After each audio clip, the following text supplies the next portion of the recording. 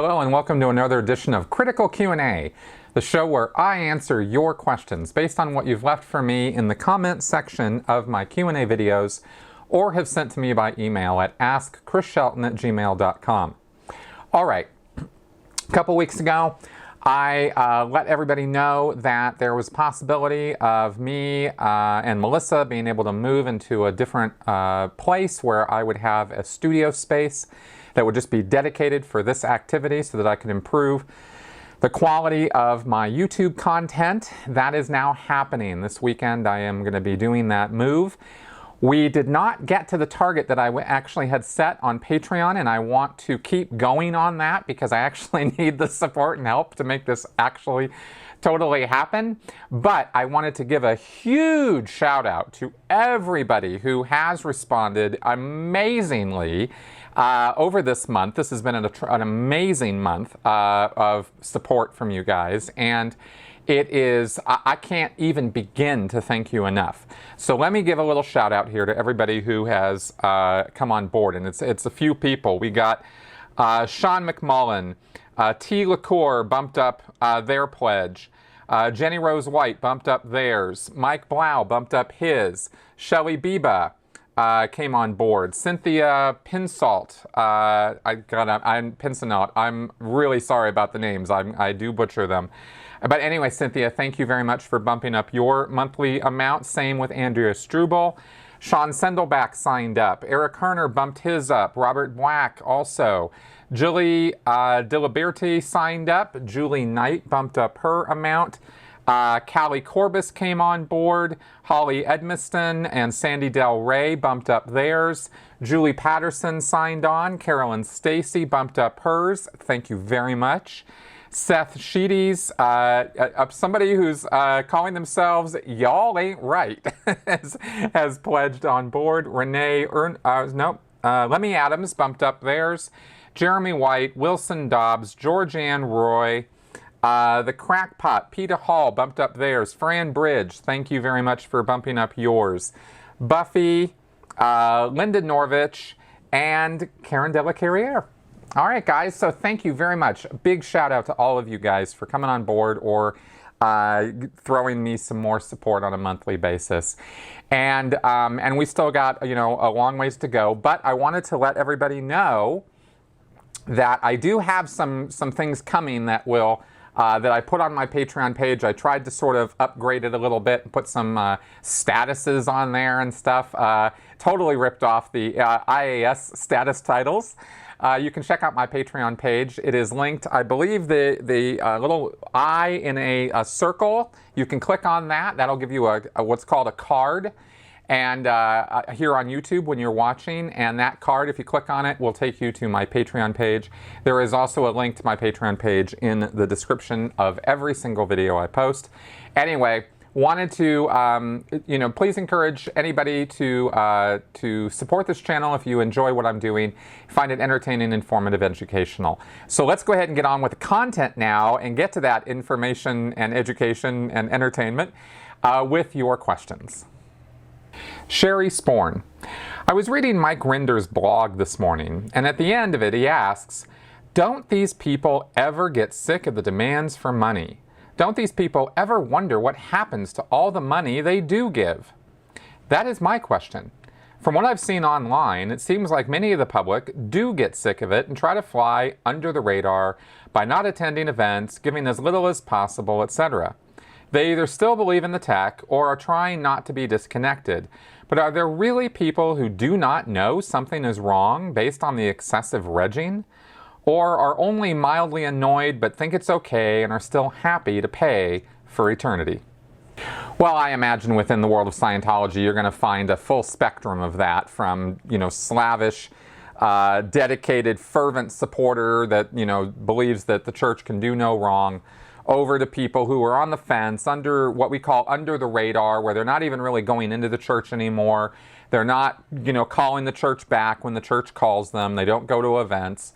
They don't do services, but they still call themselves a Scientologist if fellow Scientologists ask them about it because they don't want to get disconnected, or they still think that there's something valid to Scientology or to Hubbard and his tech, as they call it. But they don't really like what's going on with the church so much anymore. And you have a full spectrum there. And then, of course, if they go even further off the radar, under the radar, then they end up leaving the church altogether. And this just comes down to individual experience and education in Scientology and a person's, people have different proclivities towards belief and towards fervor.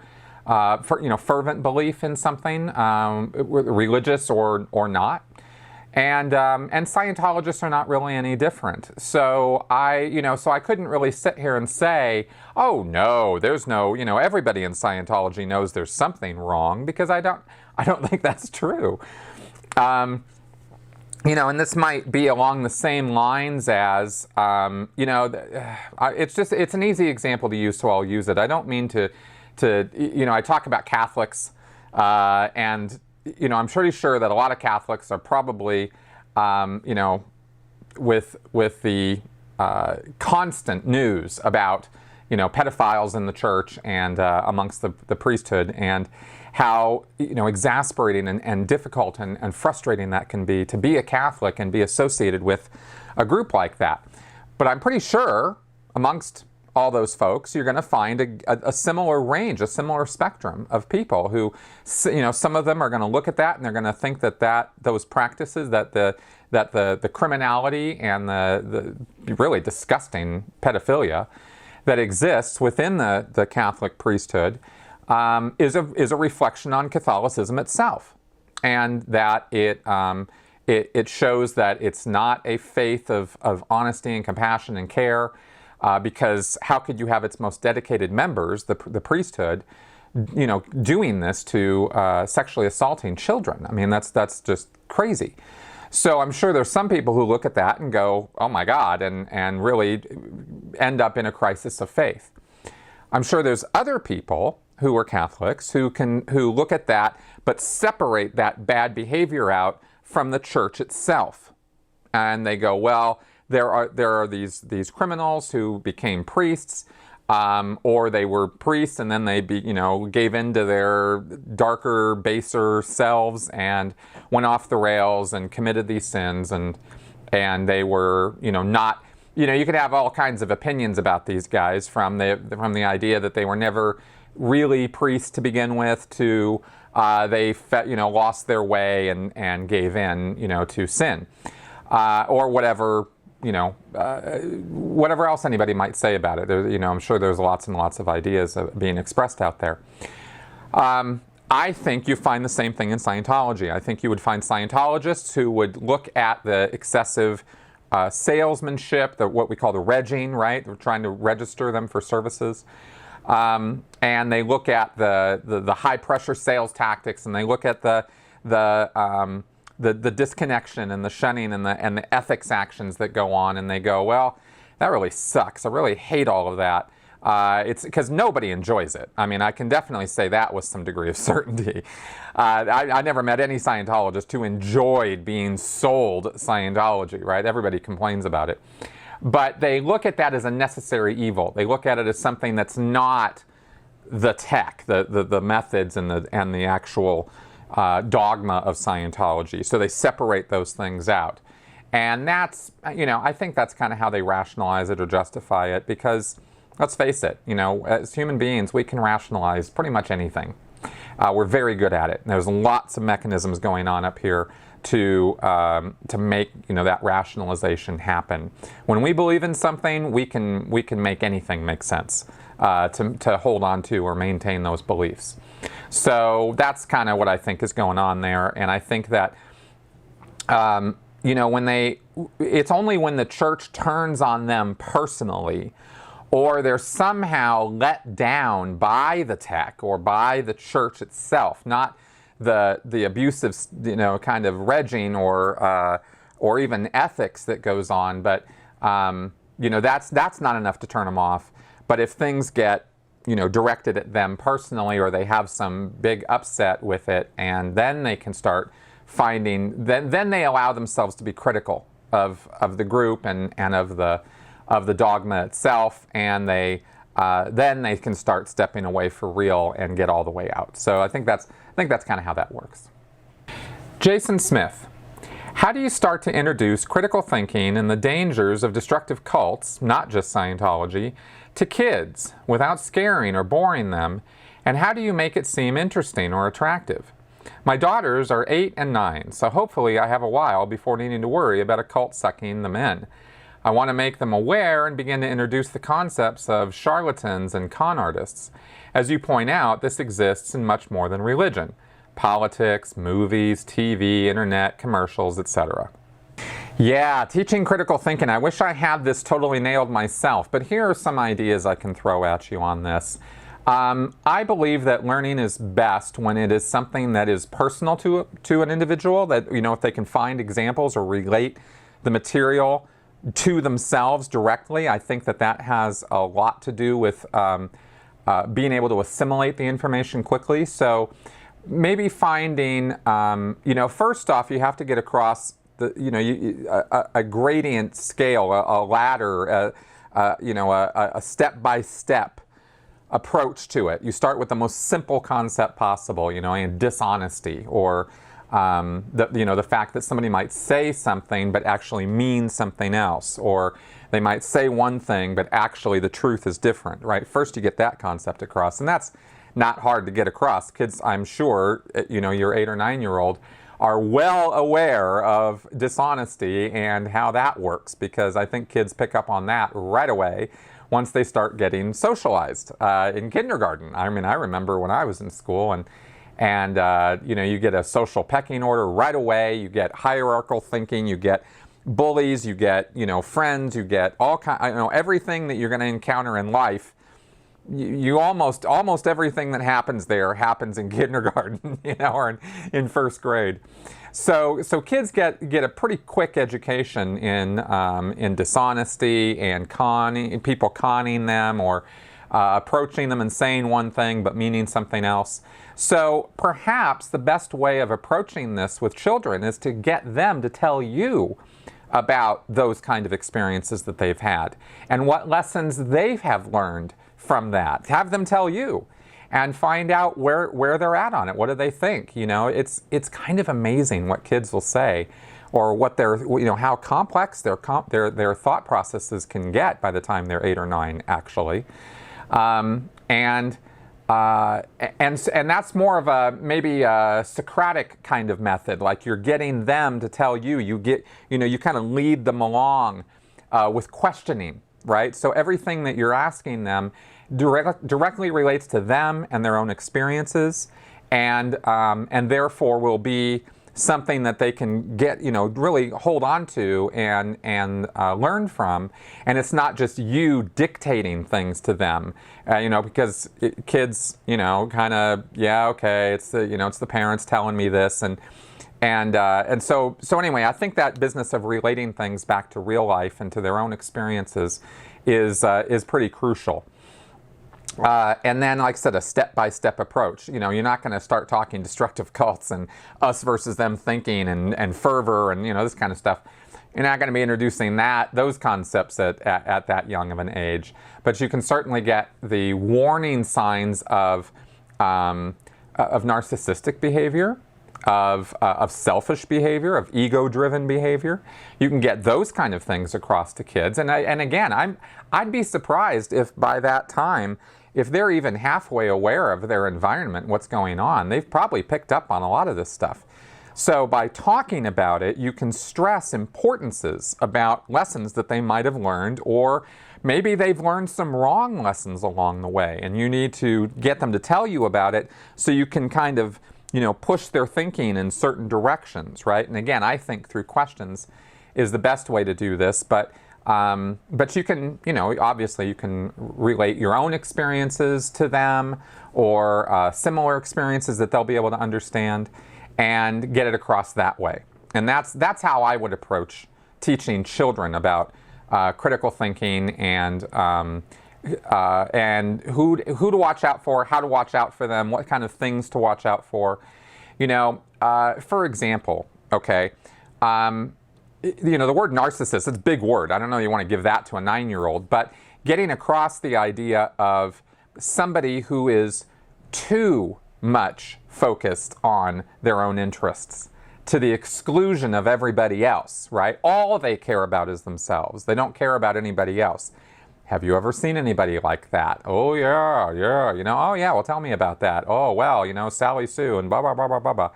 And you go, okay, good. Well, maybe, in life, when you're going to meet a lot of people, you're going to run into a lot of folks, So how do you know? What kind of signs have you picked up that tell you that somebody is like that? That maybe when they're so full of themselves like that, they can't really be trusted to care about what you want or what you need. They're only going to care about their needs. That kind of thing. Maybe that might help. So I don't know. It's the kind of the off the top of my head answer there, but I thought that kind of thing might be best. And anybody out there, by the way, on this particular question, I actually would be very interested in anybody's feedback on what they've done with their kids that has helped with this, because I think any advice in this would be very, very helpful, because kids are so different, and there's probably 100 scenarios I'm not thinking about right now that would be useful to teaching children about this subject. So leave them in the comments if you've run across, if you've had good experiences or bad experiences doing this with your kids or other people's kids. Matt, what's the story behind the official L. Ron Hubbard biographer? As a kid, I was told he was not a Scientologist, as if to say he's impartial and had no reason to say anything untrue. Who is he if not a Scientologist, or was I misinformed? Is he just not in the Sea Org?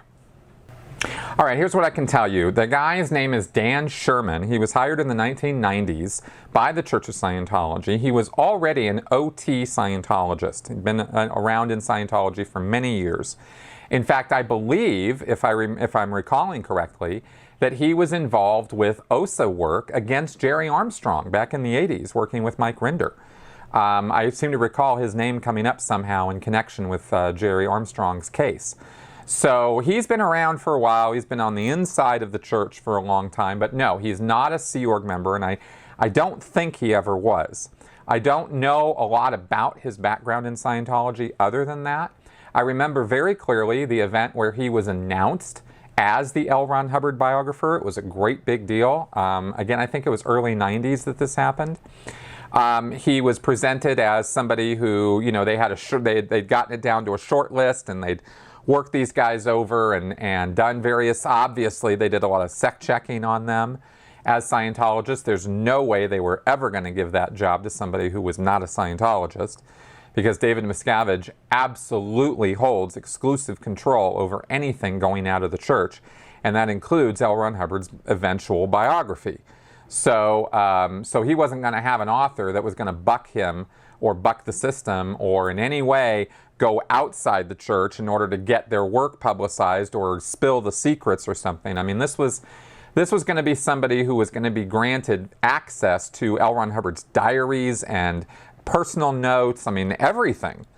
So, what kind of private conversations Dan Sherman might have had with David Miscavige about how to deal with some of the more troubling areas of Hubbard's life, such as the fact that he flunked out of college, never saw a day of combat, didn't have any war wounds. I don't know how they thought they were going to spin that.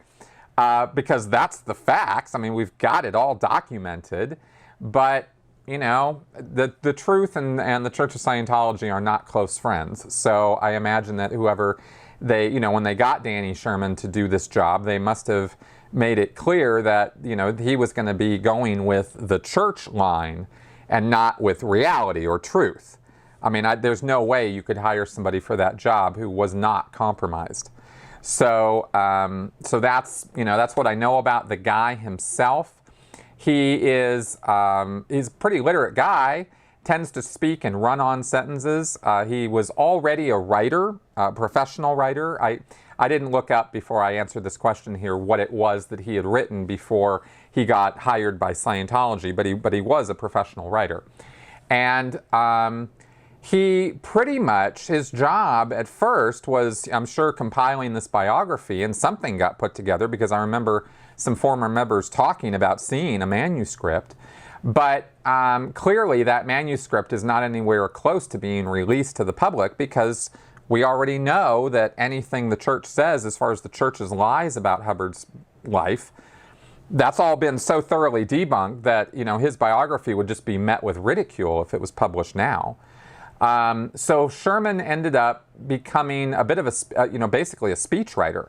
And he also became the author of a series of magazines that were published by the church about Ron's life, where they broke down Ron's professional life into different categories, like master mariner, photographer, artist, writer, all the various things that Hubbard claimed to be a professional in.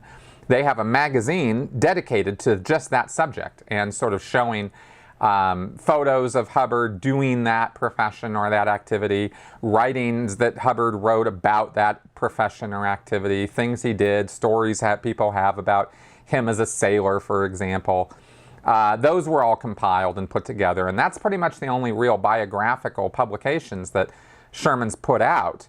And otherwise, he's done briefings every year at the L. Ron Hubbard birthday event on March 13th. He tends to come out and tell some, grand story about Hubbard and his life, and paint him out to be the past master of anything and everything. So that's kind of been his role, and I don't know that he's done any other work. I'm sure that the church has paid him quite handsomely for the work that he has done over these last 25 years or something now.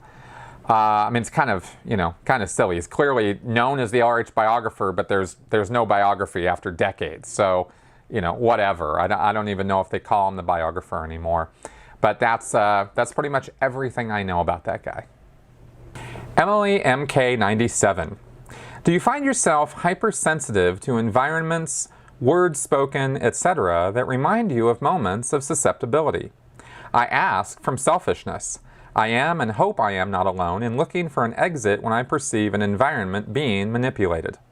Oh yeah, absolutely. I would say unequivocally, yes, I am hypersensitive to speech, writing, any situation I find myself in where someone is being manipulative or using the tools of manipulation in some fashion. I've been talking about these tools for years, so so I'm sure you guys know what I'm talking about here. I am ultra sensitive to it, and in fact, that's the thing that's gotten me talking about anything other than Scientology. Is when I learn about these things, and then I started seeing indications of them everywhere. I mean, there's people trying to con people about everything and anything all day long. Which is not to say that everybody's evil and must be destroyed. I'm just saying that there are. The tools of salesmanship are so closely related to the tools of cult recruitment. And all those mechanisms or tools are also closely aligned with propaganda techniques. So this leads right back to, Goebbels and Hitler and World War II stuff. And I've made it, a study of mine to look into all this stuff, to learn about this, because I want to know, how to educate, myself and my friends and family, and then, you guys, about how to avoid this kind of stuff. And the truth of the matter is that it's really hard to avoid because it's all around us in our modern society. The more you're plugged into media, the more you're hit with this stuff all day, every day. Not just advertisements, but the way advertisements are written or done. And advertisements that don't look like advertisements. There are a lot of news stories out there that are really just advertisements for a product, but they paint themselves as a news story, and you got to be careful of that. They're supposed to label it when they do that, but they don't always, or it's not always very obvious. It's in fine print. And then, of course, there are social situations. Now, I don't surround myself anymore with people who are manipulative, or at least not overtly so. And I have good friends, and I trust my friends. But I see, people on the fringes of my social circles, or friends of friends, this kind of thing. And of course, I get emails all day long from people who run into this kind of activity in their lives, and ask me for advice about it or whatever. And so I've wondered sometimes if I am too much tuned into it, where I might see things that aren't really there. But I haven't really found that to be a justified fear on my part. I'm not paranoid. I just pay attention. And I've been fooled over the last few years, even after learning about this stuff. So it's not like it's, you just learning about these things is enough to, to arm you against them. You have to be vigilant. But,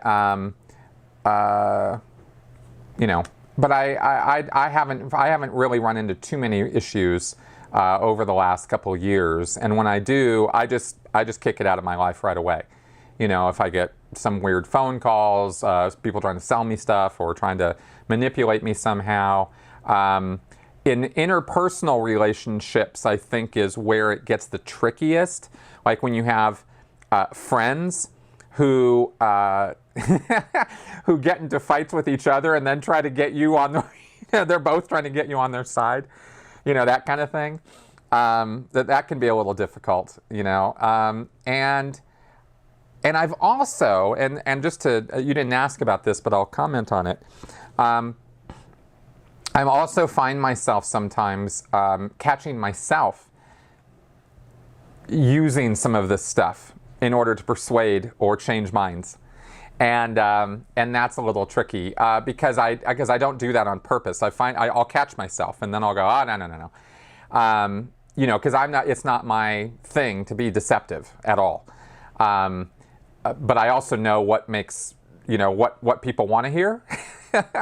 And sometimes what they want to hear isn't the whole truth. Sometimes what they want to hear is only a little bit. Or sometimes what they want to hear isn't necessarily true, but it's not necessarily a lie, but it's not necessarily true either, and then you have to kind of consult your moral compass a little bit as to whether this is the right thing to be doing in this place, in this time, in this situation, So, I don't know. So, I've run into that as well. I think we all do. I don't think I'm saying anything, unique or different here. I think we all run into these circumstances. I'm just more aware of the tools of manipulation, and so I try to not use them in my day-to-day life. And I do try to catch people out when they're using them and try to call them out on it. So that's what I can say about that. Hey everybody, so this is my little sponsor spot for BetterHelp.com. And this is an online counseling service. It is not a crisis line or a suicide prevention line. There are other services for that.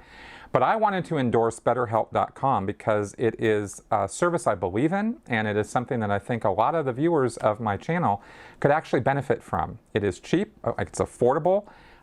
It is licensed therapists. It is not just, life coaches or something. It's actual trained professionals who can be contacted through the link below, right? I'm displaying it on the screen right now. It's betterhelp.com/cshelton, and the link is in the description section below down on YouTube here.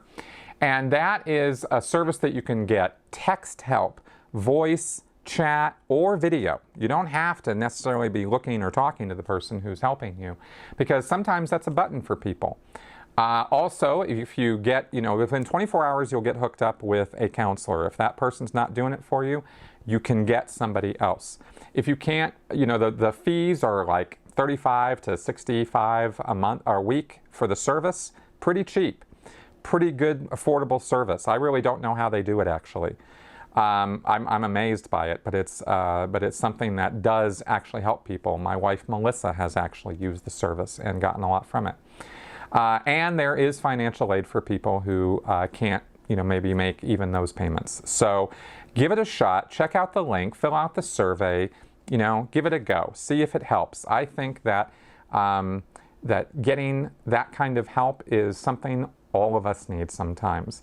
I've spent, I've really leaned on my friends and family over the years, but sometimes friends and family aren't really the right person to talk to, and using a service like this might be exactly what you need. So again, check out the link below and BetterHelp.com. Gern Blanston, can you explain a little about what happens when someone who has been a clear is deemed no longer clear? What reasons are given? Who decides? Do they take your certificate and clear bracelet? All right, getting rid of the clear status. So here's how we did it. This was happening around 2003 or 4 When I worked at the Advanced Organization in Los Angeles, I was the person in charge of the division that was handling these what we called non-clear R factors. Okay, in Scientology, an R factor is short for reality factor, and it's telling somebody something. It's giving them a reality adjustment, and so to speak, right? An R factor is telling them what to expect or what's coming next. It's not necessarily nefarious by definition, but it can be used that way. And a non-clear R factor would then be a statement that, hey man, you're not clear anymore. I mean, you were clear, we thought you were clear, actually you weren't. And the reasoning behind it mostly had to do with the fact that they had never actually attained it in the first place. And they should not have been attested to the state of clear. It wasn't that they went clear and now they lost it, it's that they were never clear in the first place. And so now we need to help them get it or actually attain it, which means more auditing. Which means they're going to have to pay more money, because usually it's going to take a while in order to get them from where they thought they were to where they really want to go. And the way this would be done is the person would be called in, and they'd be taken into a room. There was no hint of what was going to happen. They'd be taken into a room, and the person who was the director of processing, the person who's in charge of the auditing happening in an org, that person would sit the guy down, and this was something that we drilled, we practiced, we worked on, because you didn't want to screw this up. Because people got really, really upset, and you had to sit there and you had to deal with it. You couldn't just take off. You couldn't just sit there and yell at them and scream at them and tell them how wrong they were. No way. When you were giving somebody this R factor, you were changing their life in a very significant way, and you had to be ready for the upset that was going to come. So what we were trained in was there were very specific Hubbard bulletins that we would go over with the person, and we'd say, okay, we wouldn't say this is going to be a bit rough, but clearly the attitude would be, I got some bad news for you, right? And we go, okay, look, here's what's happening. We did a very, very thorough review of your PC folders, of all of the auditing that you've had from the beginning all the way to now. We have gone through all of the auditing that led to your state of clear. And unfortunately, what we found is that while it appeared that you had actually made it all the way to the state of clear, the truth is that you have not. What you had was called a release, which is different from the state of clear. It was a wonderful thing. You had a lot of wins and gains. Nobody's trying to take any of that away, but there's more gains to be had, and we want to get you those gains. Okay. So first off, why don't you tell me what's on your mind right now, because I'm sure this is not necessarily easy to hear. Now, what I just said was one example of how it might be presented to a person. There was a spectrum of reactions to this statement. It could be anything from laughing and relief and the person going, wow, I knew something was wrong, this makes sense. And we were happy about those, because those were like, oh, good. Oh. All the way over to a guy getting up, getting ready to walk out the door. And the way the rooms are set up is the desk is set up so that the guy that you're talking to is sitting farthest from the door. The door's behind you, the DFP, the director of processing, or the auditor. So he has to get past you before he can get out the room. So what you do is, of course, you'd stand up and try to sit the guy down or try to block him from leaving, and even physically if necessary. But I never found that to be necessary. In the time that I did auditing or did any of these interviews that we did. But people did get up. They did get upset. There was one guy who broke a chair. He started throwing things. He was furious. But he wasn't trying to leave the room. He was just pissed. And then, of course, you have to deal with that. And you have to be calm. You have to be rational. You have to be reasonable. You have to be very, very understanding. Because you're the cause of this person's upset. This person is mad at you, and they're generally mad at the tech, or they're mad at, RTC or whatever, because this is clearly, L. Ron Hubbard didn't say they weren't clear. It was RTC, it was the Religious Technology Center that did this. All of these folders that we did when we did these reviews had to go to the RTC office in order to get approved. And there was a lot of work done on these. This was not a slam bam sort of a decision that got made when we were taking people's clear status away. But there was specific evidence that they said, RTC suddenly one day said, hey, if this and this and this isn't in the folder, then they're not clear. And they might have said they were clear and everybody thought they were clear, but they're not clear. So anyway, so we deal with the person, calm them down, get them to sit down, read over the L. Ron Hubbard references that covered what we were talking about, and basically get them to, to kind of calm down. But it wasn't over then. No matter what the circumstances, no matter who they were, no matter what their reaction was, whether it was relief or hostility and anger and disbelief, because there were plenty of people who went, well, you guys are just full of it. I am definitely clear, and I don't believe any of this. Well, you had to sit there and you had to take them through the references so at least they understood, hey, this is our position. I'm sorry, I get that you think that, but we're the arbiters, you're not. And of course, you would never say that, but you'd say, here's the L. Ron Hubbard references, please read these, let's go over these, let's answer your questions, let's get this all sorted out. And eventually, by the time they left the room, you would have them in a place where they acknowledge that, okay, good, I get it, I'm not clear, that's the situation. But there'd be all this upset. So what you would do is you would literally take them, open the door, and right there would be an auditor waiting to take them into session right then and there for a free session. They go, okay, now here's what's going to happen. We're going to give you an auditing session. There is no charge for this. It is 100% on us because we understand the upset and the problem that this has created for you, and we want to help you deal with that. And the best way we can do that is to give you some auditing. So generally, it being free, the person would accept the auditing session. I never ran into a case where they didn't. And we had it all, it was like a little choreographed thing. I mean, we'd open the door and there was the auditor. We didn't have to take the guy to go find the auditor. He was already there waiting. He would take the guy right to the auditing room, put him on the cans, put him in session, do a free session on him to handle any upset, and then the auditor would sit there with the e-meter, and if the guy wanted to scream and shout and throw things, then he could do that. But by the time he was coming out of that auditing room, his upset was supposed to be handled with Scientology procedures. And then we would have it all worked out how many hours of auditing we thought the guy would need in order to get to clear. Sometimes it was only a little bit, sometimes it was a whole lot. Depending on the case, how much auditing the guy had had, what he had said in his auditing. So we already had all that worked out. All this, before we even picked up the phone and called him, we already had all this worked out.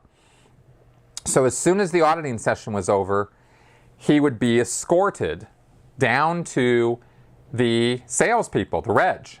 And the registrar would sit down with him and go, okay, how you doing, and by that point, the person was supposed to be pretty chill and supposed to really understand what was going on and be okay with it. They might have some residual rah, rah, rah for the reg. Well, the reg is used to dealing with that. And the salespeople in Scientology, after a while, this is going to sound crazy, but it's true. Sometimes the sales guys, the regs, were their best friends. They were the people that the public could go to bitch and moan and complain. Because the sales guy, the reg, was the guy who was going to have to hear the complaints anyway, because if the guy didn't want to pay for his next service, he was going to tell the reg why. He was going to say, well, that last auditing I got was a pile of crap. I'm not signing up for more auditing. And the reg would go, oh, man, well, that sucks, man. And he'd put his hand on his shoulder or, help him and be very compassionate. Oh, man, that's awful. Well, I'm going to get this fixed. This is bullshit because Scientology works and you deserve Scientology. So if you're upset about this, that's crap. And then the reg would go and write up a big report and send it to the guy's folder and say, you better fix this guy because this is crap. I can't get more money out of him if he's unhappy and he's bitching about what you guys are doing. And so then we'll go to the case supervisor and then get looked at. So often the regs act like and sound like the public person's Scientologist's best friend. And so they would get any more residual upset from this whole non-clear thing, and then they would sell him whatever amount of auditing he needed in order to get it all fixed. And then they would schedule the person for the auditing that they needed, and they would move on up to get to clear for real this time, you know. And that whole thing is how we did all that. So I hope that kind of explains how it all worked. From the limited amount of time that I did it, I think I was involved in that for a few months, maybe about 6 months or so. We got the line down pretty good, and we were pretty good at dealing with people, and it was kind of surprising sometimes how some of the people we thought were going to be the worst were actually the easiest to deal with, and sometimes the people we thought wouldn't be any big deal, oh man, you know, you just never knew what to expect. I mean, the kindest, gentlest, most nice, wonderful little old lady or man, you know, you just thought would never hurt a fly sort of person, man, they could erupt like a volcano. It was freaky how much people could freak out over this. So yeah, so that was how that whole thing went down. And I look back at the whole thing now and I just go, God, what a bunch of unnecessary nonsense, because, you know, the state of clear is just a joke. There's no such thing. So it's all just, you know, so much noise and upset and confusion and nonsense over, really, in the end, nothing.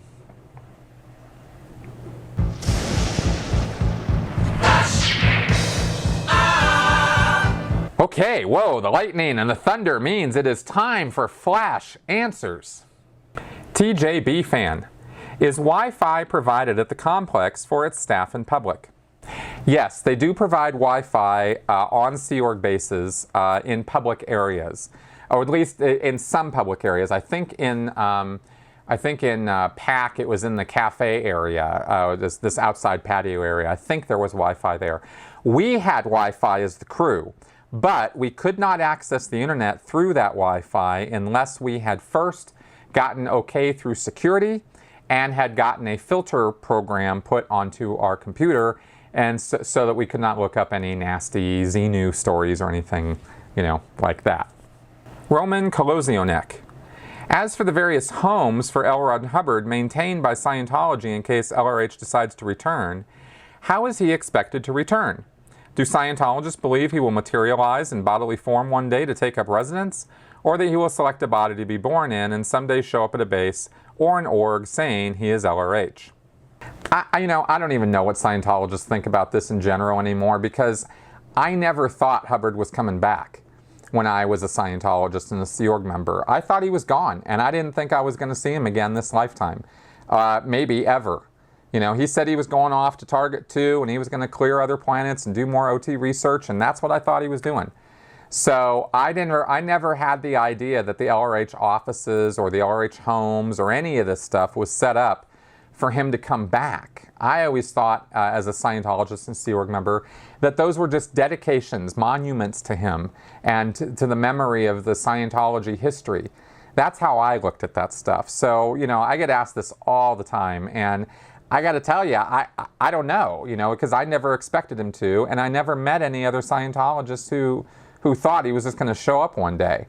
You know, if anything, I think they think maybe in some far distant future he'll come back to Earth and, you know, and grab a body and grow it and somehow have some secret password or something that's going to get him access to the kingdom again. And, you know, then we'll know that it's L. Ron Hubbard, right? I mean, I always kind of left that stuff to the, you know, I figured David Miscavige had some plan, you know? So that's really my best answer on that. Bill, Chris, what are your favorite podcasts to listen to? Sensibly Speaking and Critical Q&A don't count. Damn it, those are my favorite. No, I'm just kidding. I like Joe Rogan's podcast. I think he has fascinating guests. I don't listen every week by any stretch, but when I do listen to podcasts, I tend to listen to him.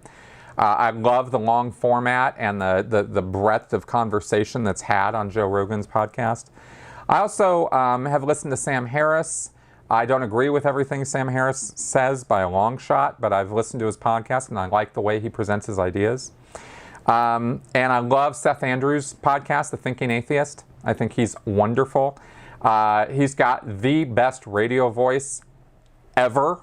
So if you've even if you don't want to hear about atheism, just go listen to Seth's podcast just to hear his voice. It is a wonderful, wonderful voice. All right, so those are the three I could think of off the top of my head, because I'm not actually a really big podcast listener. I'm a content creator, so most of my time is spent researching and writing my own content. But when I do go to podcasts, those are the ones I tend to go to. Okay, everybody, thanks for coming around and listening to me babble for another week. Thank you very much for your support. Even just watching the show, sending links out, liking the show, sharing the show is very much appreciated. Please do so. And if you can, sign up on Patreon and help support this channel so that I can do even better work for you as we carry on here. Thanks for coming around. Leave your questions and comments in the comment section below, and I will see you guys next week. Bye-bye. Hey everyone, so this is a quick short message about the state of affairs in Shelton land, in my world. You can see I'm using a bit of a different impromptu background here at my desk because we have construction going on at the apartments that I'm living in right now, and everything is just kind of a real mess around me. And that leads me to there's a possibility, there's an opportunity that I have right now to get a bigger apartment where I will actually have a room for a studio and not be in my living room. Now, this is kind of obviously important to me, maybe not so important to everybody out there, but then again, for maybe some of you long-term subscribers and people who would like to see an improvement and upgrade in my channel, maybe you could help me pull this off. What I want to do on Patreon is I would like to get up to $1,500 a month from where we're at now. We're pretty close, I think, right now to around $1,200 a month. So if I could bump it up to that, then I could actually have the income to be able to afford to be in that larger apartment that's open right now as a possibility, and then have an actual studio, a dedicated space. And that will improve quite a few things actually about the quality of the work that I do here. So if you're at all interested in seeing this channel get upgraded in that direction, then please sign up on Patreon and support my channel and my efforts here to bring you the best work that I can do on a consistent basis with the 3 videos a week that I post. I, of course, appreciate any and all support you guys throw my way, whether it's through a one-off through PayPal or through YouTube, or through a subscription through Patreon. Now, what I can offer you through Patreon in terms of incentive to do this is, and when I first started Patreon, I was not doing special content. I was just saying, hey, look, if you want to back me up, that's the way to do it. But I have since started offering some things to my Patreon supporters only, such as a monthly dedicated Q&A or conversational video that just is between us. It's kind of similar to the live stream Q&As that I do, but it's only for my Patreons, and it's only kept there on my Patreon channel for them. I also have some ideas of some special humorous bonus content that I want to put together with my wife Melissa that I think might appeal to some of you guys too. But there's some surprises there, so I'm just going to say right now that we've got some ideas that we thought might be kind of fun that we could share with you guys. And I am always, always open to any other ideas people might have as to what might incentivize people to become part of my Patreon support page. So that is my message right now. I'll be tagging this onto my videos for the next couple months as I have this possibility opening up here. See if we can pull this off. Again, the goal is $1,500 on Patreon, so anything you can do to contribute to that would be helpful, whether it's just $1 a month or more. Some people do substantially more, and it is so appreciated. All right, guys, thanks for listening to this message, and I will see you guys next time. Bye-bye.